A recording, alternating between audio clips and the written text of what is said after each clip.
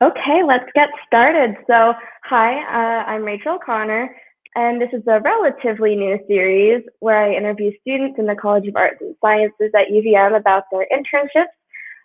Today's intern is Juli. Hi, Juli. Thank you so much for joining me. Yeah, thanks for having me. Do you want to start by introducing yourself, your majors, where you're from, that kind of thing? Yeah, so I'm Juli Badics, and I'm from the greater Boston area, like most UVM students, and I'm an anthropology and studio art double major. I'm a senior now, so I'm gearing up for graduation. So I've been interning for the community news service for about a year now, almost, or half a year at least, and I'm a student illustrator for them, so it's really exciting. Awesome. Yeah, I've been really excited to talk to you because it sounds like you've been busy not only this semester, but since the fall. So, what have you been up to in terms of your internship for the last two semesters? Yeah, so initially I reached out to Richard Watts because he's in charge of this student reporter internship for the community news service. And their goal is to connect student reporters to cover local news for various local newspapers that don't have enough reporting and they don't have enough resources. So we're kind of this intermediary to help them. And I reached out to Richard and asked him if he was interested in any illustrations because I didn't see any on their page, and I've always been interested in illustrating and studio art, and I have usually done painting and drawing, but recently I've been getting more into more like illustrative designs. So I was really excited to ask him and see if he had anything going on, and he was really open to the idea. So since then, I've been basically working with student reporters and seeing if they had any need for an illustration to pair with their articles. So it's been pretty exciting.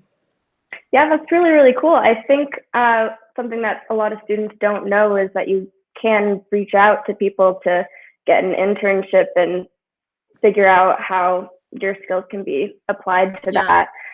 Yeah, Richard is a great resource for that kind of And they thing. actually, they've been expanding a lot more too. So there's audio and visual now added as well. I have a friend who does podcasting for them. So it's getting bigger and bigger. And there are more than 50 students now in the program, which is really fun. Oh, And there's a wow. new illustrator as well. So Oh, wow, that's really awesome. Yeah. What does your daily life look like when you're working on your internship? What kind of work does it consist of? yeah, so I usually meet with Corey Dawson, who's our editor, and he has this running sheet where we have all the potential news stories and current news stories going. So I usually see what kinds of things people are working on, and then I can either reach out to the student reporters directly or just come up with an idea and pitch it to Corey and just make sure that I have the go ahead. And then I have a lot of creative control. So it's really up to me what kind of illustrations we want. And then I obviously like show them and I ask for feedback. And then if anything needs to be changed or take a different direction, then that's usually the process. So it is very much like day to day and self initiated, which is kind of fun. Yeah, that's been my experience in my internship as well, which I was surprised about. Just Yeah. the amount of like creative freedom that UVM has Yeah, with definitely. internships. Yeah, so I wanted to bring up a piece that I saw that you did back in January. I'm gonna bring it into the stream now. So Bernie's mittens, I just thought this was so Yeah. cute, so I wanted to mention it. Yeah, that one So was fun. you did the artwork on it? I did, yeah. So it was kind of quick, actually. I didn't. That one was one of my favorite illustrations because it's just such a funny situation, and all the memes were really hilarious. So we just quickly wrote up a story about the local like Essex woman who makes these mittens, and I just based it off of the photograph like everyone else, but it ended up being one of my favorite pieces. Super quick, like just based off of the image, so it was pretty easy.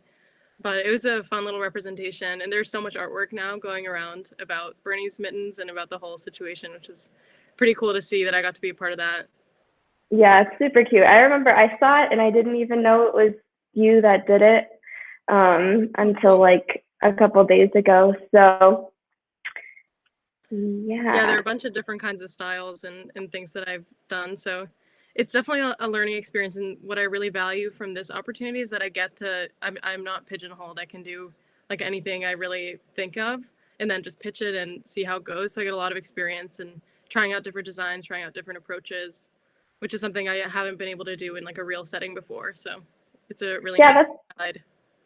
that's super cool. So I imagine that would set you up really well for what you might want to do in the future. What do you want to do?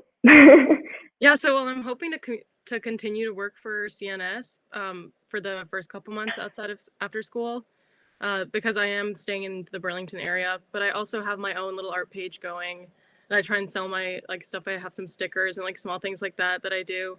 But I mainly just work off of commissions and like freelance work right now when it comes to the art. But I'm hoping to get more graphic design experience and then hopefully work for some sort of brand or company or individual. So it really is up in the air. Um, but yeah, it's gonna be an interesting couple of months after school, especially because of the pandemic. It's hard to really see like a clear line for the future. So Yeah. we'll see. How did you get into art and illustration and all of that kind of thing? Yeah, well, since I was in third grade, I want to say I've been painting like on my own. Even as a kid, I was always really creative. I did a bunch of different like random things. I used to do origami and like took French and like all these random things. I had so many different interests, and I really loved painting and drawing as like the kind of the core of everything. So I always just approached any sort of project with a creative mindset. And then when I got to school, I knew I wanted to at least minor in art. And then I didn't know what my major was yet. I was kind of undecided. Originally, I thought I was going to be bio, but I took a couple classes. It wasn't for me. The work caught up to me, and I was like, oh no. But then I took an anthropology class, and I also have a huge love for history and in people and just kind of understanding the human experience. So I've taken so many anthro classes at the start of the school, like my school career, that I decided to kind of go towards anthro as well. And I realized that it might be worth just doing a double major and just taking on more art classes because it was something I was super willing to do. And there are some really great professors. So I've been able to do like woodcut printmaking and painting, drawing, ceramics, so like all sorts of things. So I have a very broad set of skills, and then now it's just kind of I'm trying to narrow it down into illustration and see where that takes me for now. So Yeah, that's really cool that you're able to pursue kind of multiple things and still keep art very much in your life and still be creative. Yeah. I think a lot of. Oh, sorry. I was just gonna say, I think a lot of people don't view creative stuff as a valid path to take. Yeah, I mean that was huge, and that was definitely a hard barrier to overcome. But it's crazy because if you think about it, actually, one of my art professors was like talking about this once to the class about like, and anthro, both majors are the majors that you're not supposed to take, because it doesn't have like a clear cut like monetary kind of value, even though it's a part of everything. And what my teacher was saying that was that like no one thinks about it, but the art and design industry is like it's such a huge portion of the world. Like there's so much money behind it, there's so much need for it and cultural value. So it's never going to go away, and it's definitely something that is overlooked and it's not recognized. Like creativity is so needed. So I just kind of went for it and was like, you know what, I want to do something that I'm actually happy about and love doing. So yeah, absolutely. Yeah, because it's kind of crazy thinking about how people view the value of art and the value of certain majors, especially right now with all the humanities kind of coming under fire. Yeah. So I'm definitely proud to be interested in that kind of thing. Yeah, and that is a really, really great point. So you also took on the role of organizing the student field reporting for town meeting day this week. So I wanted to talk about that a little bit. That must have been a lot to take on. Yeah, it was it was an exciting project. So basically, through the community news service, we had been planning on doing something with the students and doing some reporting on town meeting day. And then my boss or like supervisor, Richard Watts, so he suggested that I take on more of a managerial role in that project. So basically, the task was to pair students together to go out to at least like 20 to 30 towns, and there's over 50 students, and do some field reporting on the day of like town meeting day and see just how people feel about town meeting day during a pandemic in general, like what's the public sentiment and what's the experience, and how do people like think about it, especially since it's kind of a dying thing, and Vermont's one of the last places where town meeting day is like a real direct democracy kind of opportunity for the general public. So it was pretty cool, and it was a big logistical task, but once we got through that part, it was really smooth. And the day of, we have this really great like website manager and designer. Her name's Julia Bailey Wells, and she was uploading all these little small snippets, and we called them vignettes of people at the polls. And we ended up getting like over 90 total because each student sent 2 to 3. They interviewed like a couple people. And we had a bunch of different towns. Actually, we had like Fairfax, Lincoln, like Concord is super far away, and Huntington, nearby towns. So there's huge range of different perspectives from different people around Vermont. Oh, So wow. it was a big day, but definitely had a great outcome. Yeah. So how did that work with the pandemic and everything? Did people do everything in person, or were there some remote aspects?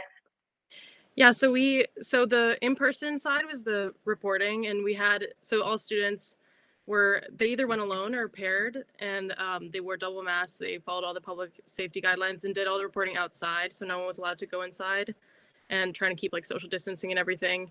But there was a remote aspect as well, because simultaneously Richard has been working with some like poli-sci majors and anyone who's interested, but mainly poli-sci, on doing some research on town meeting day in general. So just gathering data about like who shows up, how many people show up, how many people vote, what are the demographics of the like people who vote.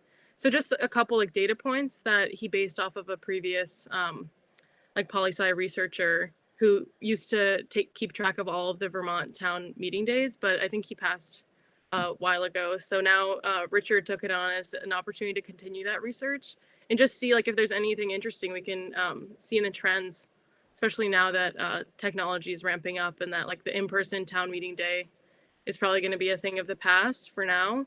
So students had the option to either do like virtual or in person, but it was about half and half. Yeah, that's really nice that there was like a little bit of adjustment, but Yeah. People were still able to go and actually Yeah. do things. Yeah, definitely town meeting day is a little overlooked sometimes. I think I know I'm from Essex, and I heard that one of the things that was the main thing that was voted on, there was such a small difference in the votes that they're literally doing a recount. So like this really is where votes, like individual votes, matter. Yeah, a lot of the small towns like they usually only or have around like 76 people show up. It was the average, I think. So it's really a handful of people, and like when it is an in-person town meeting day, it has a huge community effect. Like they can make some big changes that have effects on people, like town budgets and things that I don't think about, and like I feel like people who aren't as connected to a small community don't really think about, but it actually can have a huge impact.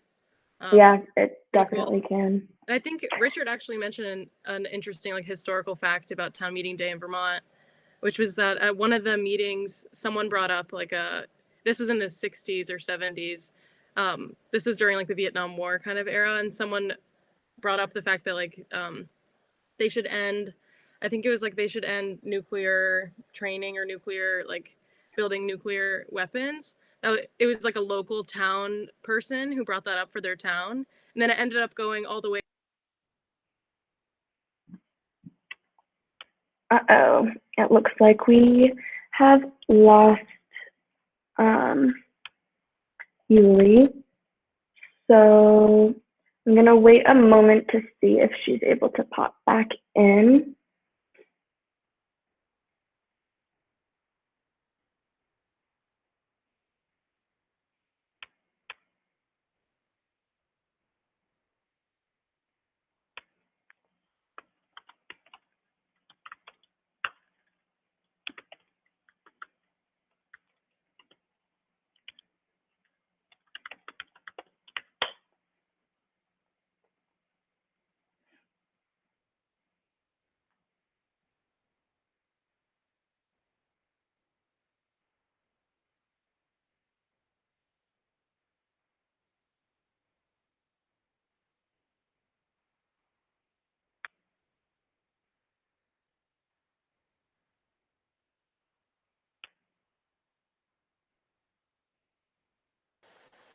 There we go.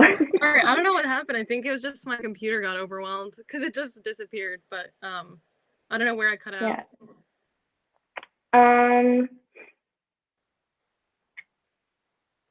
I think you were talking about oh gosh, it was the nuclear yes. Yeah, so basically it was just a funny little anecdote that like someone brought up this random topic and it ended up getting all the way to the Congress. Oh wow. So it ended up being like having a huge impact on that like wartime era. So it is a really direct form of democracy, which is kind of cool. And I didn't even know that before. Yeah, that is really, really cool. To know that impact can start so small. Mm-hmm. So as a graduating senior, switching gears a little bit, but how has your like senior year experience been affected by COVID and all the changes that have occurred because of it?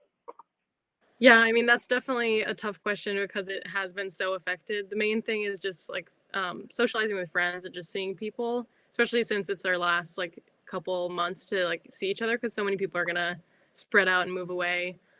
So when the pandemic started, I was actually studying abroad in Barcelona. Oh, wow. And I had to evacuate. Like it was really chaotic. No one really knew what was going to happen, but at the time, everyone had this weird understanding of like, oh, it'll be over in 2 weeks, and it's not a big deal. But then all of a sudden, it was a big deal. So things have definitely derailed. But luckily for me, I've been able to. Art is pretty remote, and you can do it on your own. So that's been something that I've been able to carry as like a thread throughout the whole thing. And this new internship was a great opportunity, and so it's tough. I think winter's always harder, when there's not a lot of outdoor activities. So there's even less room to change up your routine and things like that. But Yeah, it's been hard. I think it's just come to a place of like just accepting it, and this is just the way it is. And then, things will hopefully get back to normal eventually. So maybe a little changed, but it is what it is. I mean, I can't really like change anything in it. So it's been tough. Yeah. Lots of new opportunities also came out of this whole year. So yeah, definitely UVM has been really good at keeping the opportunities open, and especially with the College of Arts and Sciences internship program that's been continuing like this whole time. So that's right. And this program has been getting huge. So now we have like more and more students coming on. So it's exciting. Are you a senior as well? The goal. I'm going to be graduating in the fall. Oh, cool. So I've got one semester left, but yeah, coming to the end a little bit. It is weird, but yeah. On that note, is there anything else you wanted to talk about before we wrap up? I don't think so, but if anyone wants to get some stickers, I'll shout myself out. But I have an Instagram and stuff, and just definitely like if you're interested, take a look at the Community News Service website as well. There's so many great articles and local news stories, and it's all student work, so it's really cool to see. Yeah, I looked at that earlier this week. There is so much to look at on the Community News Service website. Right. And the town meeting day section is still up, I think. So, and I did most of those illustrations as well. So, if anyone's interested. Awesome. Yeah. So, anyone who's watching, you should all take a look at that. Yeah. And to everyone at home, stay safe. If you're on campus, make sure you're getting tested twice a week now. And also follow UVM College of Arts and Sciences social media if you haven't already. So we have Facebook, Instagram, and also TikTok now. And that's at UVM_CAS. And again, thank you so much for joining me. Yeah, thank you. I will be back next week. Thanks so much. Bye. Have a good one.